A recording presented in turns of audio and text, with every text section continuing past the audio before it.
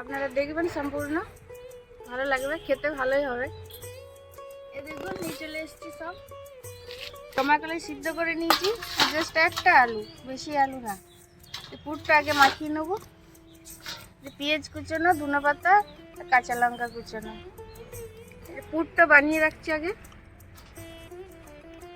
কুচোনো পেঁয়াজ আছে, লঙ্কা আছে, ধনে পাতা আছে, জোয়ান দিলে ভালো হয়।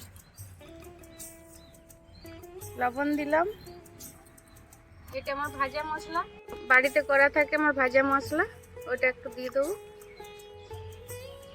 টেস্ট হবে। একসাথে সব মাখিয়ে নেবো। আজ প্রথম করছি বন্ধুরা, জানি না কেমন হবে। একটু সরষের তেল দেবো,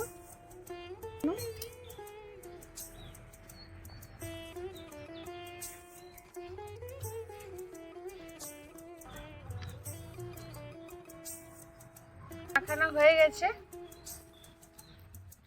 দেখুন পুরটা মাখানো হয়ে গেছে। আটাটা মাখিয়ে নেব।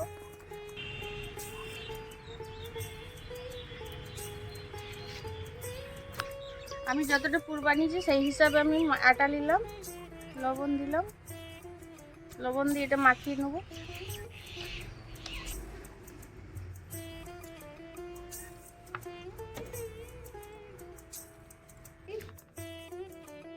এটাই পুরটা ভরবো, খাল করে নিই।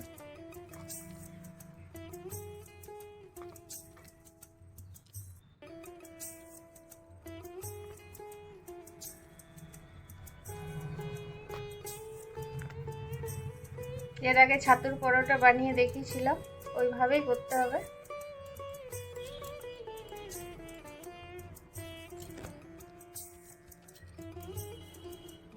এইভাবে সবগুলো করে নেব।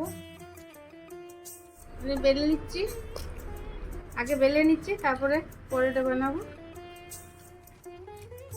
খুব আস্তে আস্তে বেলতে হবে, রমাকলাইয়ের পুর তো একটু নরম, নাহলে পুর বেরিয়ে যাবে। খুব হালকা করে বেলতে হচ্ছে, আটা দিয়ে দিয়ে, বেশি বড় করা যাবে না।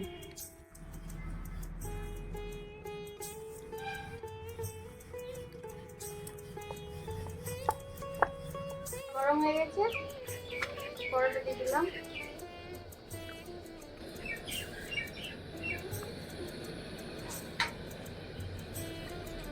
সাদা তেল,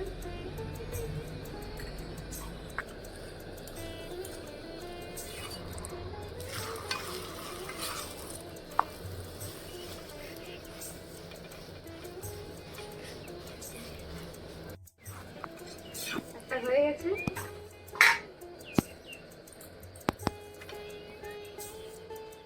এইভাবে সবগুলো করে নেব।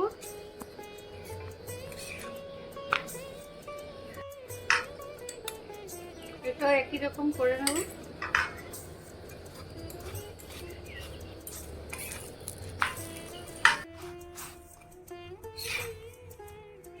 সব পরোটা হয়ে গেছে।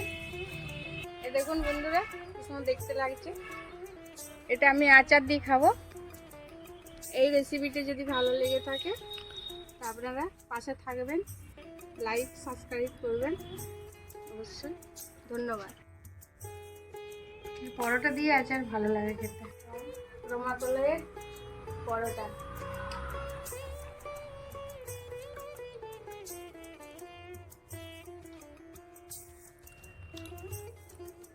ভালো লাগছে বন্ধুরা, দেখুন দেখাচ্ছে।